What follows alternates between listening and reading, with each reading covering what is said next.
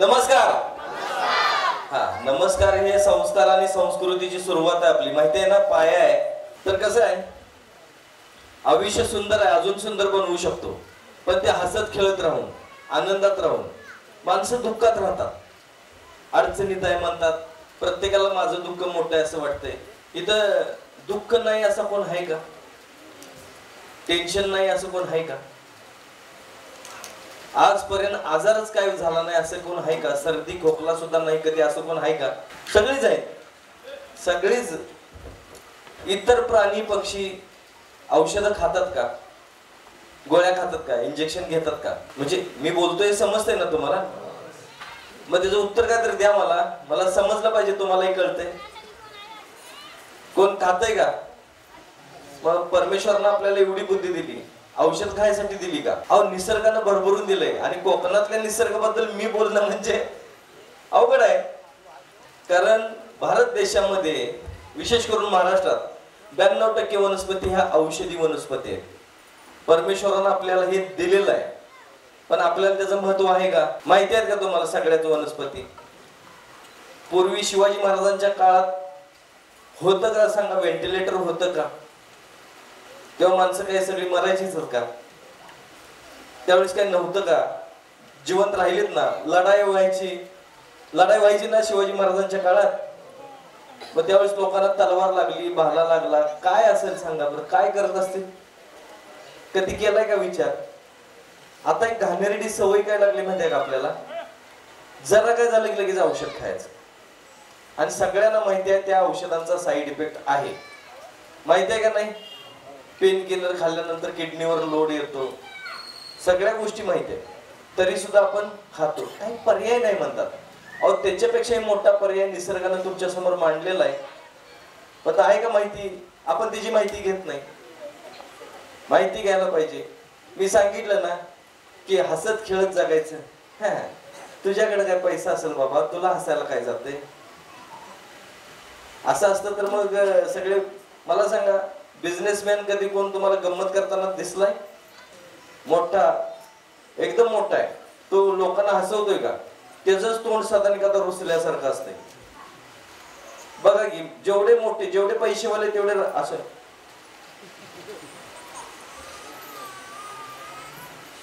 ह्याच्या पलीकडे काय असते? आणि जेवढं गरीब आहे ना तेवढं हसत खेळत असते बघा. मग सर्वसामान्यांनी काय करायला पाहिजे? हसत खेळत राहायला पाहिजे का नाही? अहो, हसणे ही सगळ्यात मोठी श्रीमंत आहे, पण तीच कोण मागत नाही. पैसा मागतात. काय करायचंय? पैसे कुठे ठेवायचे, काय करायचं, देवाकडे मागतात. देवा परमेश्वरा पैसा दे, हे दे, ते दे. देव देतोय, त्याच्याबरोबर आजार पण देतोय. एक श्रीमंत माणूस दाखवा की ज्याला शुगरचा त्रास नाही, ज्याला बीपीचा त्रास नाही, त्याला गोळी घेतल्याशिवाय झोप लागत नाही. बरोबर आहे का नाही? आणि काम करणारे तुम्ही आम्ही कसं आहे, दिवसभर मरणाचं काम करायचं, संध्याकाळी पोटाला एक एकदा नको वाटतंय पण झोपायला पाहिजे. बरोबर आहे का नाही? पडल तिथं झोप लागते. एसी लागतोय का आम्हाला? एसी लावायची, मोठं बेडरूम, गादी एवढी डांडलाप, जाडच्या जाड गादी, त्याच्यात एसी लावलेला, फॅन लावलेला. आपला आहे का दिवस असे? पण तेवढं करून पण त्याला गोळी घेतल्याशिवाय झोप नाही. आणि आम्हाला गरम होऊ दे काय होऊ दे, फॅन पेव पण आपला मान हलवत हिंडताना, नाहीतर वरचा तो आवाज कारपूर कारपूर कारपूर केलेला फॅन. बरोबर आहे ना? आणि त्याचा आवाज ऐकल्यानंतर अंगाई गीत गायल्यासारखं वाटतंय. ते ऐकल्याशिवाय झोप लागत नाही. आणि त्याचंही वारं गरमच येतंय. फॅन कुठला गार वारं सोडतो का? गरमच. तरी आम्हाला ते लावून निवांत ऐकत, FM लावल्यासारखं ऐकायचं आणि झोपायचं. तर तुम्हाला सांगू, आयुष्य खरंच सुंदर आहे, पण हसत खेळत राहिलं पाहिजे. पैसा आल्यावर माणसं हसतात असं नाही. पैसा आला की सुविधा निर्माण होतात, माणसाला सुविधा मिळतात, पण समाधान मिळत नाही. समाधान आहे का? पैशात विकत घेता येते का? मला सांगा. मरण विकत घेता येते का? जन्म विकत घेता येतो का? मरणाची वेळ टाळता येते का? 1 कोटीची गोळी खाल्ली की महिनाभर मरणारच नाही, हाय का असं काय? घरदार विकून आपण 1 कोटीची गोळी खाल्ली असती का नाही? पण हाय का? शक्य आहे का? वेळ आल्यानंतर 1 सेकंद सुद्धा आपल्याला एक्स्ट्रा मिळत नाही. मिळतोय का? किती तुमच्याकडे पैसे असू द्यात, माफ तुम्ही करोडपती आहे, पण वेळ आल्यानंतर जायला लागणार ते लागणारच. बरं, त्यातलं काही घेऊन जाता येणार आहे का? म्हणजे मी बोलतोय समजतंय का? मग होय नाही काहीतरी म्हणा, हे बरोबर आहे की नाही? म्हणून आजपासून तुमच्या सगळ्यांच्या पाया पडतो, मी पाय धरतो तुमच्या सगळ्यांची आणि एक विनंती करतो, आता तरी जगूया. या कोरोना नंतर आपण वाचलोय ना, की खरंच नशीबवान लोक आहे आम्ही. कोरोनात मेले 4 खांदेकरी सुद्धा मिळाले नाही. खांदेकरी मरू दे तिकडे, सोडा. खांदेकरी काय, मुलांनी सुद्धा आई वडिलांचं प्रेत घेतलं नाही हो. घेतलं का कोणी? घेतलं कोणी? मग आता निदान 4 खांदेकरी येतील. पैशाच्या आशेनं का असं सूनबाई रडेल सासूच्या नावाने, तिच्या डोळ्याला पाणी नसतंय, काय का नाही? नुसता पदर आडवा, त्यातनं बघती कोण कोण आल्यात, कोण राहिलंय का, बरोबर आहे का नाही? त्यातनं बघती. आणि सासूबाईवर काय सांगायचं, डोळ्याला पाणी नाही आणि उगाचच ओरडायचं, काय सांगायचं, आई आमच्या अशा, आई आमच्या तशा, रडायला चालू. पदर काढला की डोळे कोरडेच. आणि ते बघाय जे बोलवायला जातात ना, ते एक लईच आवड असतात. ते काय म्हणतात, असू दे असू दे, गप ग गप राधा, तोंडानं सांग तोंडानं सांग. मग कशाने सांगत होती? तोंडानं सांग म्हणतात. आणि कशाने सांगतात मग? ते काय नाही, नवरा बायकोचं नातं एवढं प्रेमाचं असतंय. पण किती दिवस? 6 महिने, 1 वर्ष. 1 वर्षानंतर बाई बघा वैतागलेली असते नवऱ्याला. एक बाई दाखवायची नवऱ्यावर न वैतागलेली, सत्कारच तिचा इथं. प्रत्येक बाई नवऱ्याला काय म्हणते, मी म्हणून राहिलो, दुसरी कोण टिकली नसते तुझ्याजवळ. सगळ्याच बायकाने असं म्हणलं का आम्ही काय भगवा घालून हिंडायचं का? बरोबर आहे का नाही? काय करायला पाहिजे आम्ही त्यांचं? आणि हे नवरे पण काय कमी आगाव नसतात. लग्न झालं, कुठं देवाला गेलं, पायरी उतरताना हात धरून उतरवते तिला, जानू हळूहळू, पुढे पायरी आहे, पडशील, हळू ये.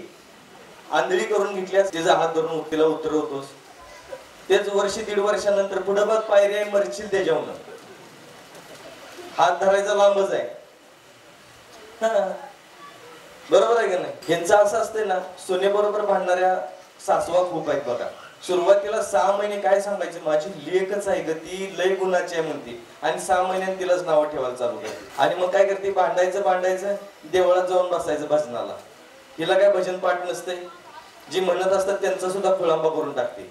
मध्येच काय म्हणते, हिजेला कळत, देव कानात बोट घालत असेल मला वाटतं, काय की नाही? असा हात आहे, ते हळूच असा करत असेल. देव काय करतोय, ज्याला हसायचं काम जमतंय त्याला हसायचं काम देतोय, ज्याला रडायचं काम देतोय जमतंय त्याला दुःख देतोय, त्याला रडायलाच लावतोय.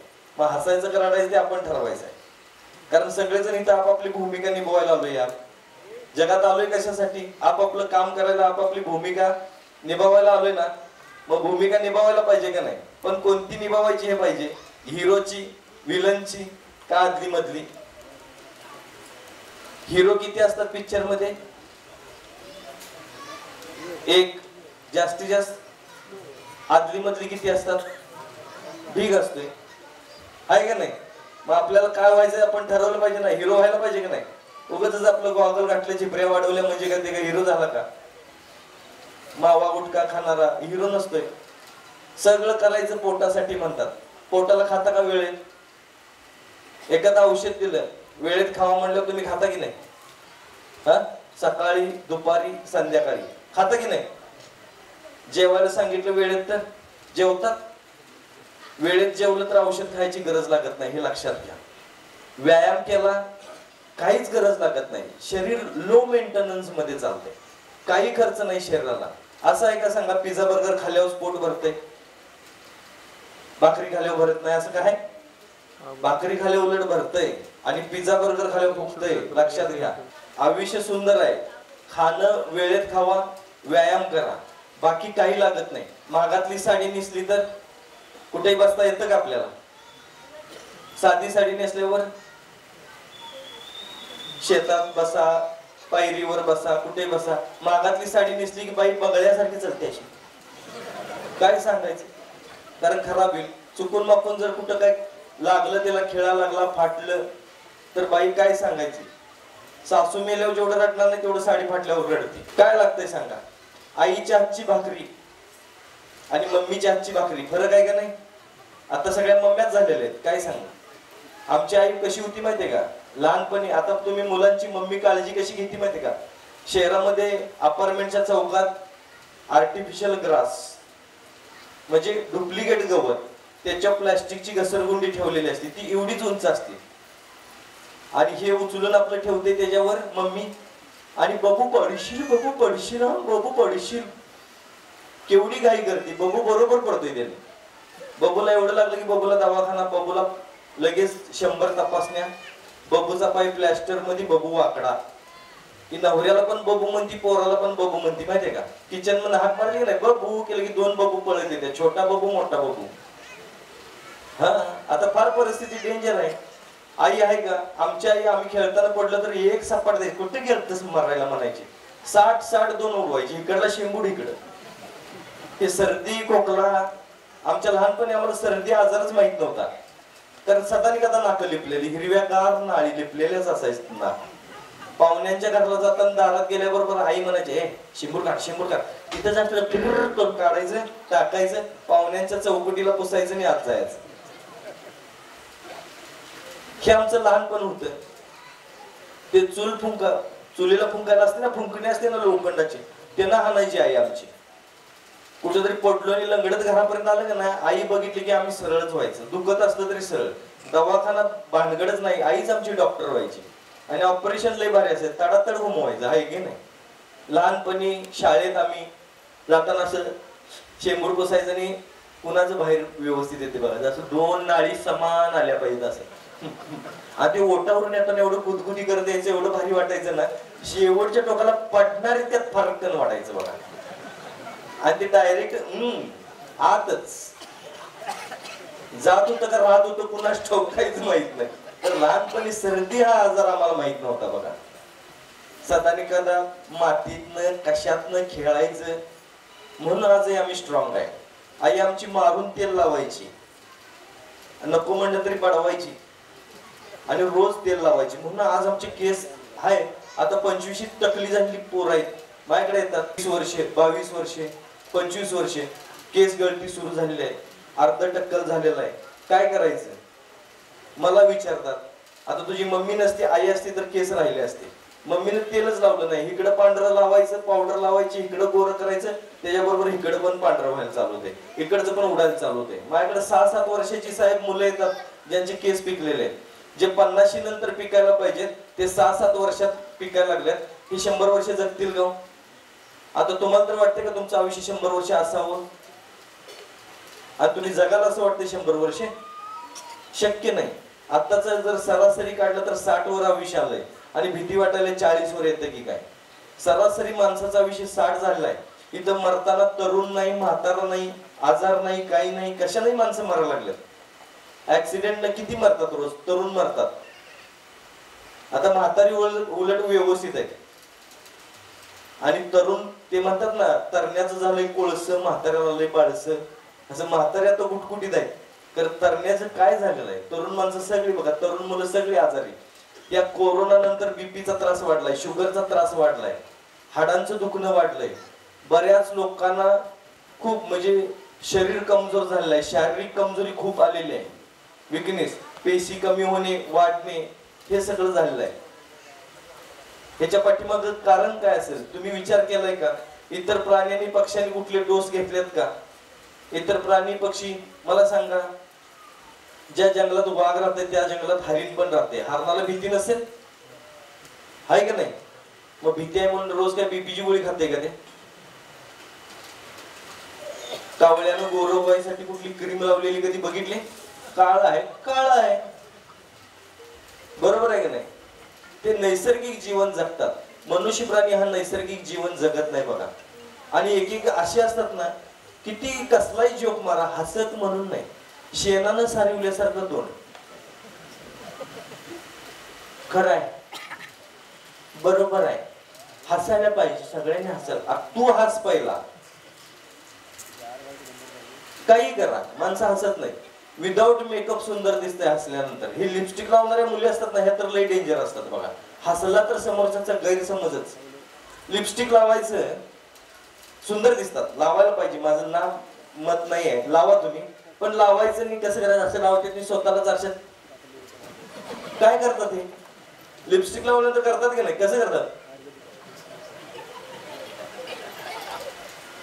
बरोबर आहे काय? साडी नेसली की 30 वेळा काय बघता? आमची आजी बिन आरशात बघता साडी नेसायची, मिनिटात काष्ट असायचा, नेसला चल झाली तयार लगेच. आताची काय परिस्थिती चालली, कसं आयुष्य चाललंय थोडस बघा. जगणं विसरून गेलोय हो आपण, जगणं विसरून गेलो. मी पाया पडून सांगतो, खरंच जगायला माणसं विसरायला लागल्या. नुसतं पैशाच्या मागं पळायचं, नुसतं कामाच्या मागं पळायचं. दोन मुलं आहेत म्हणल्यावर त्यांना घर बांधून ठेवायचं, 2 दरवाजे त्याला ठेवायचे, म्हणजे आतापासूनच वेगळं करायचं त्यांना. बरोबर आहे ना? 2 दरवाजे ठेवायचं, छोट्याचा मोठ्याचा. आणि तुझा दरवाजा तू म्हशीच्या गोट्यात, तू झोपायला कुठं, तुझा दरवाजा नाही. मग आयुष्यभर कष्ट करायचं, घर बांधायचं. बरं घर बांधल्यावर गप त्याचं त्यानं राहावं का नाही? वास्तुशांतीला सगळं पाहुणं बोलवते, एकही पाहुणा न नाव ठेवता जायचं नाही. काय नाही काय तर खोट काढतोयच बघा, काही ना काय तर. आजपर्यंत तुम्हाला माहिती असेल, एकतर त्याला बघावलेलं नसते, पाहुण्या रावळ्यांना ते जरा असतेच काहीतरी. आपण घर बांधलं की अरे ते जिना आतनं कशाला काढला, जरा बाहेरनं काढला असतं बरं झालं असतं. हे मात्र असं आहे. आणि तिथं माणसं मात्र ते आयुष्यभर तेच बघत बसतात, जिना खरंच बाहेरनं काढायला पाहिजे होतं. म्हणजे त्या घरात समाधानानं राहायचं नाही, मग समाधान राहत नाही. त्यामुळं असली कुठलीही गोष्ट करू नका. चिमणी दरवर्षी नवीन घर बांधते, बोलवते का कुणाला वास्तुशांतीला? 4 अंडी असतात, 4 पिल्ली होतात त्याची. 4 दरवाजे ठेवती का घराला? छोट्याचा, मोठ्याचा, मधल्याचा आहे का? काही नाही. नैसर्गिक जीवन जगा. आम्हाला एक घर बांधायला 1 आयुष्य काढायला लागतंय. 1 घर बांधायसाठी 1 आयुष्य काढतात माणसं. अहो एका आयुष्यात खूप काही घर करता आली पाहिजेत. बांधता स्वतःसाठी बांधता नाही, खूप घरांना आपण मदत करता आली पाहिजे. बरोबर आहे का नाही? इतर संसार असतात, इतर लोक असतात, प्रत्येकाला मदत करायला शिकलं पाहिजे. आणि सगळ्यात हे जर शिकायचं असेल तर ते निसर्गाकडून शिकायचं. निसर्ग एवढं भरभरून देतोय ना, साध्या साध्या गोष्टी असतात. डोकं दुखायला लागलं की आपण लगेच काय करतो? औषध आणतो, खातो. काय गरज नाही, चिमटभर मीठ जिभेवरती ठेवायचं, अर्धा मिनिट शांत बसायचं आणि त्याच्यावर अर्धा ग्लास पाणी घ्यायचं. आपण रेग्युलर पाणी पितो ना, म्हणजे सामान्य तापमानाचं, ते घ्यायचं आणि ते प्यायचं. ते पाण्याचा ग्लास खाली ठेवायच्या अगोदर डोकं दुखायचं थांबतंय. ह्याच्यापेक्षा फास्ट काय पाहिजे तुम्हाला सांगा? चिमटभर मिठीतून, आता मीठ असते त्याच्यातून. तुम्ही म्हणणार आता मीठ माझा बीपीचा त्रास आहे, मरा तिकडं, उद्या मरायची आज मरायची. ही डाएट करणार आहेत ना, ही एवढी सगळी मारावीत असं मला वाटतं. वजन कमी करायला खात नाहीत बघा माणसं. सकाळी जेवतोय त्याच्यावर संध्याकाळी जेवतोय, दिवसभर काही खात नाही. दुपारनंतर गॅस सोडायला लागतो, टारा त्याचं काय. जेवता जेवता वाकडी होतात माणसं, जेवता जेवता असं वाटतं तिकडे गोळा लावावा, ते सुद्धा उडून जाईल, जळेल. मला वाटतं गोळा सुद्धा, दुसऱ्या नाकातले केस जळतील. गर्दीत एक बघा असले फार चावट असतात, गर्दीत आवाज काढत नाही, गर्दीत असा बॉम्ब टाकतात ना, सायलेंट बॉम्ब. लोक लगेच इकडे तिकडे बघायला, काय कोण आहे तो, कोण आहे तो? आणि सुरुवात हेच करते, कोण रे तो, घुस मिली का काय म्हणते. जे टाकते का नाही बॉम्ब तेच, तेव्हा आवाज कुठे जाते, सायलेन्सर घालून जाते का काय कोणास ठेवते? अजिबात नाही. जेवताना वाकड, जेवताना घोरताना तर अशी घोरतात ना ही माणसं, काय सांगायचं. असं वाटतं बिबट्याच्या शेजारी झोपलोय का काय. रात्रभर ह्याच्या घोरण्यात घरातली सगळी जागी राहतात. घोरत असतील ना कोण, त्यांच्या नाकात तूप घालायचं, 2-2 थेंब, कोमट करायचं नाही घालायचं, घोरायचं, सायलेन्सरच करत झोपते गप. बघा तरी करून, आजच बघा, कोण घोरतात ना त्यांनी तूप घाला, आजपासून घोरायचं पण 21 दिवस करायचं, परत घोरतच नाही. सोपं आहे का नाही? काय खर्च आहे सांगा बरं याला? खर्च आहे काय? हे गावाला जागवत बसायचं, असलेलं कुठतरी वॉचमॅन ठेवावं. खरंच की केलं की गेट झाकलं, केलं की परत आला, असं लय अवघड असतं. तर असं काय नसावं, छान छान राहावं. छोट्या छोट्या गोष्टीतून आपण आजार घालवू शकतो. आता बऱ्याच यांना कसं असतं, अर्धशिशीचा, उन्हामुळे सर्दीमुळं काय होतं, सर्दी साचल्यामुळं बऱ्याच लोकांना अर्धशिशीचा त्रास होतो. अर्ध डोकं दुखते, माहिती आहे ना त्यांना. तर त्यांनी काय करायचं, पेरू असतो ना, कच्चा पेरू उगाळायचा, असा त्याचा लेप करायचा आणि त्या बाजूला लावायचा. 10 मिनिटात दुखायचंच थांबते, 10 मिनिटात. करून बघा साहेब. अहो 7 लाख लोक बरी झालेत, माझ्याकडे त्यांची नोंद आहे. 7 लाख लोक. आणि काय खर्च आहे सांगा पेरूला? 1000, 2000, 5000, 10000. कुठला तर कोणाला तर ढापून आणला तरी मला वाटतंय एका 10 लोक बरी होतील. 10 मिनिटं लावायचं. 10 मिनिटं. त्याची जी साल असते ना, पेरू असतो ना हिरवा, तो उगाळला की हिरवा लेप होतोय, लावायचा अर्ध्या बाजूला, झालं. आता गुळ आणि सुंठ सम प्रमाणात उगाळायचे आणि त्याचं थोडस लिक्विड म्हणजे असं पेस्ट टाईप करायचं, नाकात ठेवायचं आणि ओढायचं जोरात. ज्यांना सर्दी साचली ना, मायग्रेनचा त्रास आहे, सर्दी साचले, नसा ब्लॉक झालेत, श्वास घ्यायला त्रास होतोय, त्यांनी हे करायचं. दुसऱ्या मिनिटाला सगळं ते साचलेलं बाहेर यायला लागतं. फक्त शिंकरून टाकायचं. अर्ध्या तासानं परत एकदा करायचं. आयुष्यात परत तुम्हाला कुठला सर्दी साचलेली, डोकं दुखलेलं कधीच तुम्हाला त्रास होणार नाही. काय खर्च आहे सांगा बरं याला? याच्यापेक्षा सोपं काय आहे का? गुळ आणि सुंठ. किती खर्च येणार आहे? हो का, युट्यूब वरती सगळं आहे, सगळं युट्यूब वरती आहे. नसेल तर फोन नंबर देतो, फोन करा. आम्ही फुकट सांगतोय, आम्ही त्याचा काय रुपया घेत नाही. आम्हाला ह्याचे पैसे नको आहे. जे मी इलाज सांगतोय ना, ते सांगायला मी महाराष्ट्रभर फिरतोय, फुकट, 1 रुपया घेत नाही कुणाकडून. इथं पण आलो, 1 रुपया घेतलेला नाही. पैसे सर्वस्व नाहीये. परमेश्वरानं तब्येत चांगली ठेवल्या, वय 56 नाही, कुठलाही त्रास नाही. हा 56 रनिंग आहे साहेब अजून. हा अजून उभारलो तर मला वाटतंय अक्षता टाकतील. हा परवा मुलग्याला मुलगी बघायला गेलो होतो, मुलगी परेशान होती, हे आहे का ते आहे. ते म्हणाले हे जरा उजवच दिसते, हे जरा चांगलं दिसतंय. मम्मी हे चांगलं आहे, ती म्हणली ते मायापेक्षा मोठं आहे. चांगलं राहायला पाहिजे. काय लागतंय सांगा? आणि 0 मेंटेनन्स आहे. बीपीची गोळी नाही, शुगरची गोळी नाही, काही नाही. मला कधी कुठला त्रास झालाय, काय झालंय, काही नाही. कारण एक गोष्ट मी करतो बघा, लोक कसे आहेत मध्ये, लोक विचार काय करतात, काय झालं तर काय करायचं, मला काय झालं तर काय करायचं, ह्या विचारानं माणसं घाईला येतात आणि काय ना काय तर होत राहतंय. मी म्हणतोय मला काय होणारच नाही. आणि जेव्हा होईल त्यावेळेस बघू ना, त्याचा आत्तापासून विचार करून काय करायचं. ते म्हणतात ना, बाजारात तुरीने घरात मारामारी. कशाला पाहिजे बाजारात? बघू की जेव्हा घरात आणायचं तेव्हा बघू मारामारी करायची की त्याला काही इलाज करायचा. आणि निसर्ग आहे व सोबतीला, कशाला घाबरायचं. आणि एवढे सगळे आपल्या जुन्या ग्रंथांनी हे सगळं लिहिलेलं आहे. माझं सुद्धा ऐकू नका, तुम्ही स्वतः वाचा, म्हणजे तुम्हाला समजेल. फक्त एवढंच विनंती आहे की त्याच्यावर भरोसा ठेवून वाचा. कारण मनात शंका असेल, काही उपयोग नाही. सुवर्ण भस्म खालात तरी त्याचा 0 उपयोग आहे. आणि मनात शंका नसेल, तुम्ही नुसतं भस्म खालात तरी त्याचा उपयोग आहे. फक्त स्वतःवरचा विश्वास वाढवा. देह देवाचे मंदिर, आत आत्मा परमेश्वर. बरोबर आहे का नाही? आत आत्मा हा परमेश्वर. ज्या शरीरात परमेश्वर स्वतः राहतो त्याला काय होईल कसं? हा विचार करा. आणि पाया पडतो आजपासून की आजार बिजार मला काय झालं तर मला काय झालं तर. जेव्हा व्हायचं आहे तेव्हा कोणाचा वशिला चालत नाही. जेव्हा व्हायचं आहे ते फिक्स आहे. मरायचं आहे त्यावेळेस मरणारच आहे. हे डाएट करून करून करून उपाशी राहून ना 5 किलो वजन कमी केलं. 5 किलो वजन कमी झालं बरोबर आहे, पण त्याबरोबर तुझं शरीर पण बिचारे कमजोर झालं. शरीर कमजोर झालं. खाणं एकपट, व्यायाम दुप्पट, बाकी काही लागत नाही शरीराला. औषध पाण्याची गरज नाही. आणि जे मार्केटिंग करतात ना माणसं, ह्यांचं मी ऐकत नाही. बरीच लोक असतात बघा, बिस्किट पुडा घेऊन बघायला येतात ना, ह्यांना दारातनं झाकून लावायचे. येतात ते भीती घालून जातात. आज तुम्हाला भीती घालणारी लोक खूप भेटतील. बघ बाई अंगावर काढू नकोस, मी इंग्लिश तर मी काय करू, तू बी तिच्या चित्त्यात उडी मार, बघू बरं शक्य आहे का? इथं बायको मिली, नवरा मरत नाही तिच्या संग. किती नवऱ्याने आज सती गेल्यात सांगा बरं. बायकोच्या चित्त्यात उडी मारलेला एक नवरा आहे आजपर्यंत? हा उलट दुसरी बघते, हाय की गरज नाही.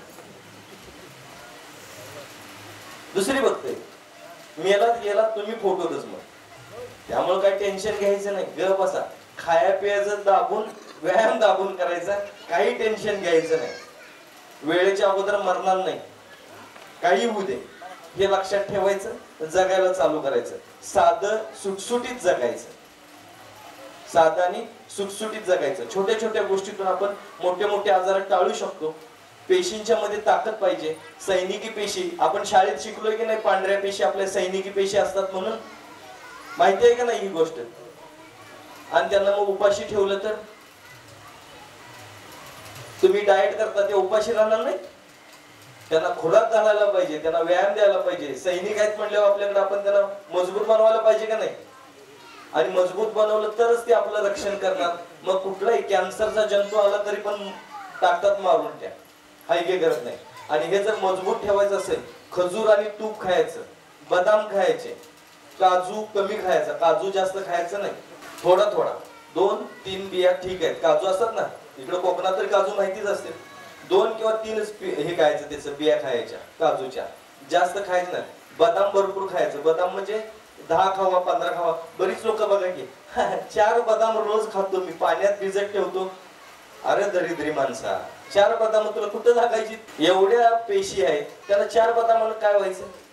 मी व्यायाम करतोय, आजही मी 80 बदाम खातो. हा, पटत नसेल तर उद्या सकाळी इथं आहेच मी, द्या घेऊन या कोणतर बदाम 80, तुमच्या समोरच बसून खातो. आणि सकाळी व्यायाम करताना पण बघायला या, मला लक्षात येईल. हे असंच शरीर राहिलेलं नाही. व्यायाम आहे, याला व्यायाम पाहिजे, बाकी काही करत नाही. खाणं ते मेल्यावर तिकडे ठेवतात ना, भजी वडा अंडी, अगोदरच दामकायचं, तिकडे ठेवू नका म्हणायचं. तिकडे काय खायला आहे का साहेब? आपण राग झालेली असते, काय खाणार आहे? काय खाणार आहे तिकडे?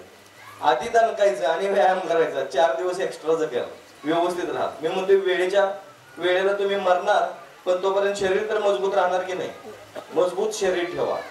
छोट्या छोट्या गोष्टी सांगतो. केस गळतीसाठी खूप परेशान असतात बघा. केस गळतीला काय करायचं? कडुलिंबाची पानं आणि खोबरेल तेल आणि थोडंसं एरंडेल घालायचं, ते शिजवायचं. लिंबू असते ना, लिंबू, लिंबू माहितीये का नाही? हा, लिंबू, ते लिंबू खायचं. त्याची साल असते ना, ती साल टाकून द्यायची नाही, ती साल ठेवायची आणि त्या तेलामध्ये साल टाकायची. ही मंद आचेवरती उकळवायचं. हिरव्या रंगाचं तेल तयार होते. वस्त्रगाळ करायचं आणि ते आठवड्यातून 2च वेळा केसांना लावायचं. ज्या दिवशी लावाल त्या दिवसापासून केस गळती बंद. केस लगेच वाढायला लागतात, छान व्हायला लागतात. बाकी काही करायला लागत नाही. मग कोणताही शॅम्पू वापरा, कोणताही साबण वापरा. मी शॅम्पू लावत नाही केसांना, साबण लावूनच सगळं धुवायचं. पूर्वी ते बी मिळत नव्हतं आमच्या लहानपणी. विहिरीत जायचं, उड्या मारायच्या, धडाधड पडायचं, लागायचं आणि तसंच यायचं. आणि टॉवेल सुद्धा नव्हते आम्हाला लहानपणी अंग पुसायला. आणि आंघोळ दर शनिवारी फक्त, बाकी आठवडाभर आंघोळ नाही. हा, लहानपणी खेडेगावातलं लय झालं तर तोंड धुवायचं, याच्या पलीकडचं काय नसायचं. शेतात मरणाची कामं, शेतात आलं की खायचं. आणि खाणंही माझं काय बारकं नव्हतं. लहानपणापासून काय कुठला रोग होता का काय होता काय माहित नाही, खाणं दणकन होतं माझं. मी एका वेळेला 30 चपात्या खात होतो. आजही 7 ते 8 चपाती खातो एका वेळेला. पटत नसेल तर नंतर जेवूया चला. हा, बायको माझी मेंटल आहे, फक्त चपात्या लाटून 60-90 रोजची चपाती, रोजची. काकी रोज कमीत कमी 60, जास्तीत जास्त 90 पर्यंत जायत होतो. आणि तेवढा व्यायाम करत होतो, तेवढा खात होतो. शेतात मरणाची कामं. सकाळी 8 वाजता जेवायला लागायचं, दुपारी 12-12:30 परत भूक लागायची, संध्याकाळी 7ला तरी जेवायला बसायचं परत. आणि हे पूर्वीचे दिवस होते आमचे. पूर्वी पैज लावून जेवायची माणसं. आता जेवतात का पैज लावून? आता एवढं खाल्लं तरी पचन झाले करते. काय सांगायचं? आताची मुलं आहेत का दणदणीत हो तशी? पूर्वीची माणसं आणि आताची माणसं फरक बघा. आताची मुलं आहेत का? आता केस वाढवून फिरतात, काय काय मावा गुटखा खातात. पाया पडतो तुमच्या. ते लहान मुलं असतील तर त्यांचा पाय धरतो मी, त्यांच्या पायावर डोकं टेकतो अक्षरशः. फक्त व्यसन एवढं करू नका, कारण आयुष्य परत परत नाही आहे. हे क्षणिक आहे सगळं. मावा गुटखा काय काय आहे ना, हे लोकांनी फक्त कमवायसाठी केलेलं आहे. त्यात तुमचं नुकसान काय होते बघत नाही. दारूनं बरेच संसार रस्त्यावरती आले. आणि जो विकतोय त्याचा संसार खूप मोठा झाला, त्यानं बंगला बांधला. आणि तुम्ही काय केला? तुमच्या संसाराची वाट लावून घेतला. बायकोला कधी आयुष्यात सुख नाही, मुलांना सुख नाही. काय उपयोग आहे या गोष्टींचा? म्हणून विचार करा. दादा पाया पडतो सगळ्यांच्या, ताई आपल्याला पण पाया पडतो. फक्त मुलं आई म्हणून सांभाळा. मुलांची आई व्हा, मम्मी होऊ नका. मम्मी फार डेंजर. म्हणून बघा, स्वयंपाकघर आपला आहे ना, हे सगळ्यात मोठं मेडिकल आहे. माहिती आहे का तुम्हाला? पूर्वीची लोक खूप हुशार होती. तीळ, आपण स्वयंपाकात तीळ वापरता की नाही? तुम्ही नाही वापरत तीळ? तीळ माहिती आहेत का नाही? पुरुष मंडळींनी रोज 1 चमचा तीळ खायचे. शारीरिक कमजोरी कमी होते. जे तुमची कमजोरी ती ना, आता काय संसारात राम राहिला नाही, शारीरिक कमजोरी खूप आहे, असंच आहे तसंच आहे. रोज सकाळी 1 चमचा तुम्ही तीळ खायचे. आता भाजून खाऊ का तळून खाऊ विचारू नका, कसं तर खावा तर खावा. नाहीतर ते सांगितलं ना, हाडं दुखतायत ना, कोमट पाण्यात 1 ग्लास कोमट पाणी घ्यायचं, त्याच्यात 1 चमचा तूप घालायचं, ते सकाळी सकाळी प्यायचं. हाडांचं दुखणं कमी होते. वंगण जे असते ना, बॉडीमध्ये वंगण भरावं लागते, जॉईंट पेन कमी होते. जॉईंट वरती सूज असते ना, म्हणजे हे एल्बो वगैरे असतात ना, याच्यावरती सूज असते ना, ते तूप कोमट पाण्यातून पिल्यानंतर कमी होते. आता ते गाईचं पिऊ का म्हशीचं पिऊ मला विचारतात. आता कुणाचं, मग दुसरं कुणाचं पितोस? गाईचं किंवा म्हशीचं? फक्त शंका घेऊ नका, गाईचं पी नाहीतर म्हशीचं पी, तुला मिळेल त्याचं पी, खरं पी, शंका घेऊ नको. हे खूप साऱ्या गोष्टी आहेत तशा सांगण्यासारखं भरपूर आहे. ते लिंबूची साल आहे ना, त्यानं चेहरा सुद्धा आपण छान करू शकतो. काळे डाग, वांग, मुरमळ जे असतात ना, पिंपल्स असतात बघा, ते सगळं घालवू शकतो.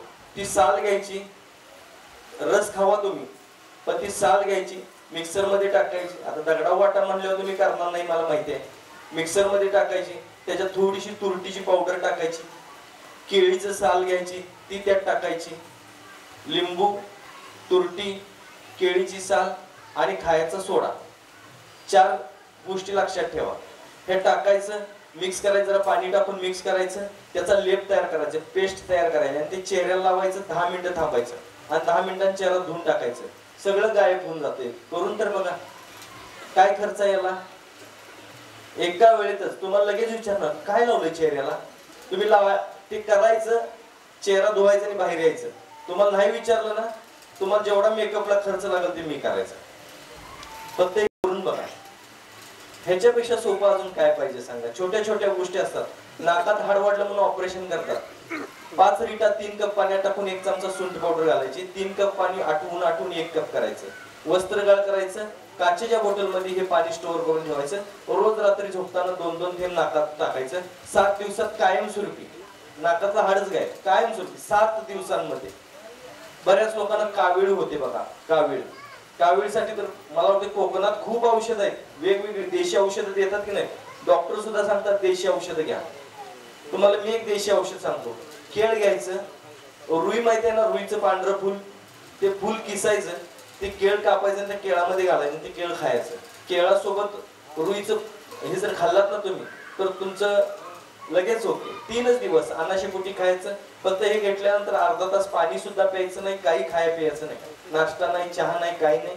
अर्धा तास फक्त काही खाऊ नका. अर्धा तासानंतर काही खाल्लं तरी चालतंय, लगेच तुमचं ओके. 3 दिवसामध्ये बरं होऊन जाते. उलटी होणे, पोटाची सूज वगैरे सगळी कमी होऊन जाते.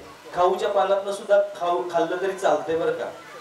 खाऊच्या पानातून कावीळ जर समजा जास्त प्रमाणात वाढले असेल, खाऊच्या पानात सुद्धा मिक्स करून खाल्लं तरी चालतंय. पण केळीतून सगळ्यात बेस्ट. कोटा साफ होतो याच्यातून व्यवस्थित. करून बघा. अहो खूप आहेत गोष्टी, खूप गोष्टी साध्या साध्या गोष्टीतून. आता दात मजबूत, शरीर मजबूत ठेवायचं असेल तर दात मजबूत ठेवायला पाहिजे. पेरूची पानं घ्यायची, तांब्याभर पाण्यामध्ये टाकायची, हे कडक उकळवायचं, त्याच्यावरती तुरटी फिरवायची. उकळून झालं ना तुरटी फिरवायची. कोमट असताना त्यानं चुळा भरायच्या. दाढ हलणार नाही, दुखणार नाही, पडणार नाही, किडणार नाही, काही प्रॉब्लेम येणार नाही दातांना. करून तर बघा. आठवड्यातून एकदा करायचं, 15 दिवसातून एकदा करा. तुम्ही दात एकदम छान ठेवाल, मजबूत ठेवाल. जरी दाढ फुगलेली असेल, सुजलेली असेल, दात दुखत असेल, हे करा. 10 मिनिटांमध्ये दुखायचं सुद्धा थांबून जाते. खूप सोपं आहे, खूप सोपं. बऱ्याच लोकांना माहिती नसेल. जर समजा आपल्याला दातांचे काय प्रॉब्लेम असतील, लाळ, बऱ्याच लोकांची लाळ तयार होत नाही का तोंडामध्ये, ह्यांनी तांदूळ चावायचे. तांदूळ चावायचे, तांदूळ चावले ना, आणि चावायचे आणि थुंकायचे, गिळायचे नाही, चावायचं, थुंकायचे. तोंडात लाळ तयार व्हायला लागते. ड्रायनेस असतो ना पूर्ण निघून जातो. उष्णतेनं खूप लोक परेशान आहेत गरमीमुळे. तर गरमीनं स्किन प्रॉब्लेम होतात. किमान 15 दिवसातून एकदा तरी तुरटीच्या पाण्याने आंघोळ करायची. स्किन प्रॉब्लेम सगळे निघून जातात. किमान 15 दिवसात एकदा तरी कारल्याचा रस काढायचा आणि चमचाभर कारल्याचा रस प्यायचा, त्याच्यावर कोमट पाणी प्यायचं. स्किन प्रॉब्लेम सगळे कमी व्हायला लागतात. कडुलिंबाचा रस जरी पिला तरी स्किन प्रॉब्लेम कमी होतात. तूप 1 चमचा पिला तरी स्किन प्रॉब्लेम कमी होऊन जातात. म्हणजे त्वचेवरती काळे डाग उठणे, खाज सुटणे, रिंग येतात बघा, कुठेतरी मुरम आल्यासारखं होते, त्याला रिंग येते, ते वाढत वाढत जाते, जेवढं खाजल तेवढं बरं वाटतंय. तर ह्या सगळ्या गोष्टी यातून बऱ्या होऊन जातात. करून बघा, फक्त ह्या गोष्टी करून बघा. असे खूप सारे इलाज करू शकतो. डोळे चांगले ठेवायचे तर डोळ्यांसाठी गाजराचा रस आणि संत्रीची साल. संत्र माहिती आहे ना, नागपूरला संत्री फेमस आहेत माहिती आहे ना. संत्री, त्याची साल आणि गाजराचा रस काढायचा, मिक्स करायचा, एक एक थेंब डोळ्यात सोडायचा. एक दोन सोडले तरी चालते. महिन्यातून एकदा करा बस. महिनाभर परत काही प्रॉब्लेम येणार नाही. दर आठवड्याला केलं तरी चालतंय, पण सवय लावून घेऊ नका. हे लावल्यानंतर मग तुम्ही मोबाईल मध्ये बघा, टीव्हीत बघा, अजून कुठेही बघा, डोळ्यांचे आजार विकार होणार नाही, नसा कमजोर होणार नाही, पुढच्या लाईफ मध्ये तुम्हाला चष्मा लागणार नाही किंवा तुम्हाला कधीही अंधत्व येणार नाही. काच बिंदू झाला, मोती बिंदू झाला, असले प्रकार जर तुम्हाला टाळायचे असतील तर घरगुती उपाय करत चला. हे जेवढे औषध घ्याल तेवढं किडनीवर परिणाम, तेवढा डोळ्यावर परिणाम, तेवढा मेंदूवर परिणाम. जास्त औषध खाणाऱ्या लोकांचा सुद्धा मेंदूवरती परिणाम झालाय. विस्मरण वाढलंय बऱ्याच लोकांचं, माहिती आहे का तुम्हाला? लक्षात राहतच नाही. शुगरचे पेशंट असतात बघा, नंतर त्यांच्या लक्षात राहत नाही, विसरतात स्वतः. कधी कधी ना स्वतःच्या मुलांना सुद्धा ओळखत नाहीत नंतर एवढी परिस्थिती बेकार होते. तर बिनकारणाचं औषध खाऊ नका. निसर्गानं भरभरून दिलंय ते घ्या, शरीर मजबूत ठेवा, हसत खेळत राहा, आनंदात राहा. कारण आयुष्य परत नाही आहे. तुम्हाला वाटतं का एकदा मेल्यावर परत याल तुम्ही? पुनर्जन्म कोणी घेतलाय तुम्हाला माहिती आहे? मागच्या जन्मी तुम्ही कोण होता, पुढच्या जन्मी कुठे जाणार आहे माहिती आहे तुम्हाला? पण हा जन्म तरी माहिती आहे का नाही? मग ह्या जन्मात कसं जगायचं आपल्याला समजायला नाही पाहिजे का? जगा जगा, खरंच जगा. हे फुटभर जागेसाठी भाऊ भांडतात, आयुष्य कोर्टात घालवतात, त्यालाही त्रास ह्यालाही त्रास, आणि शेवटी निकाल लागल्यानंतर ही दोघातला एक खपलेला असते. तो कशाला भांडू नका, कशासाठी? पैशासाठी नका. फार पैसे कमवायच्या मागे लागू नका. तुम्ही जेवढे पैसे कमवून ठेवणार तेवढं तुमची मुलं अपंग होणार, लक्षात घ्या. कारण त्यांना आयतं सगळं मिळायला लागल्यानंतर ते हातपाय मारणार नाही. माझ्या वडिलांनी जर माझी व्यवस्था केली असती, मला सांग घर बांधून ठेवलं असतं, मला पैसे दिले असते, तर मी त्या जीवावरच बसलो असतो ना, मी इथपर्यंत आलो नसतो. अहो एक वेळ जेवायला मिळत नव्हतं, आमच्या वडिलांनी सांगितलं उपाशी मरतात तिकडे, मला काय सांगू नकोस, तुला जन्माला घालायचं काम केलंय, तुझं तू बाकीचं बघ जा. मी हातपाय मारायला चालू केले, म्हणून आज मी इथं उभारलो. आज इथं उभारलो. व्यवसाय आहेत माझे, मी कार्यक्रमाला येतो, पैसे घेत नाही, पण मला काही खर्च नाही असं नाही. खर्च आहे की, पण खर्च कोण देतोय? परमेश्वर देतोय. एक वेळ जेवायला मिळत नव्हतं, आज एवढे व्यवसाय आहेत माझे आणि ते चालतात, परमेश्वर चालवतोय. आणि त्यातनं जे मिळतंय त्यातनं सेवा म्हणून माणसासाठी करायला पाहिजे का नाही सांगा बरं?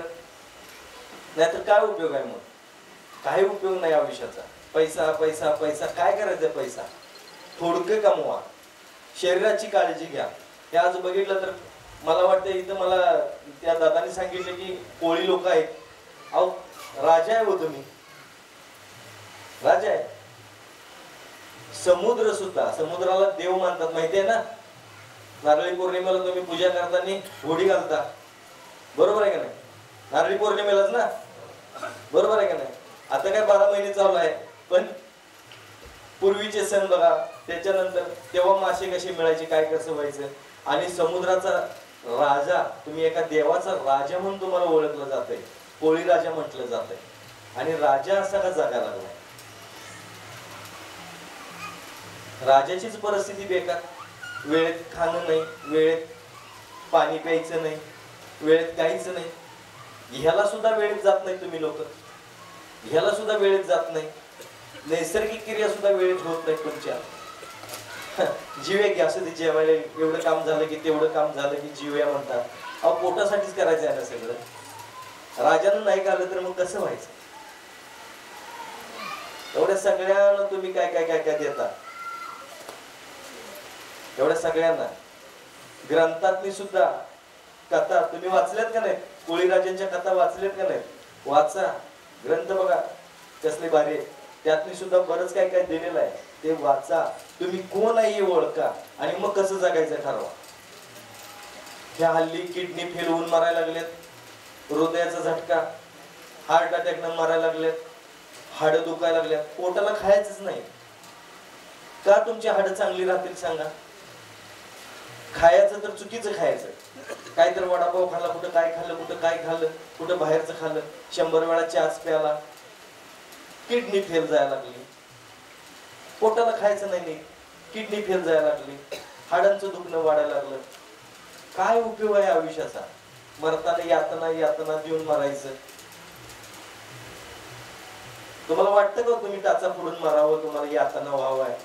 माता भगिनीला पाया पडतो. बघा, एखादा पुरुष हांतरुणाला खेळून राहिला, बाई कसं पण करून का असं ना त्याला करून घालते, काहीतरी करते, शेजारची चार बोलवून त्याला बाथरूम मध्ये नेते, आंघोळ घालते, काहीतरी करते. एखादी बाई जर हांतरुणाला खेळून राहिली तर आयुष्यात तुम्ही कमवलेली चार बाहेरची माणसं बोलवायची, तुम्हाला आंघोळीला न्यायचं, म्हणजे तुम्ही कमवलेली लाज, आबरू, शरम, मर्यादा जी आहे ना, ती सगळी संपून जाते मग. आणि आयुष्याला झिरो मार्क मिळतात. तसं व्हायच्या अगोदर मेलेलं बरं, माझं स्पष्ट मत आहे. माझ्या आईसारखे आहात तुम्ही, माझ्या बहिणीसारखे आहात, मी तुम्हाला पाया पडून सांगतो, असलं जीवन नसावं, नको असलं जीवन. शेवटच्या क्षणापर्यंत मी येतो परमेश्वराला, जेव्हा जेव्हा मी पाया पडतो, आता पण आलो ते राम मंदिरात पाया पडून आलो, मी साईबाबांना नमस्कार करून आलो, कुठेही गेलो तर मी एकच मागतोय, देवा परमेश्वरा, नको आम्हाला 100 वर्षाचं आयुष्य, नको 70 वर्षाचं दे, 80 वर्षाचं दे, पण बंद्या रुपयासारखं खणखणीत आयुष्य, बरोबर आहे ना?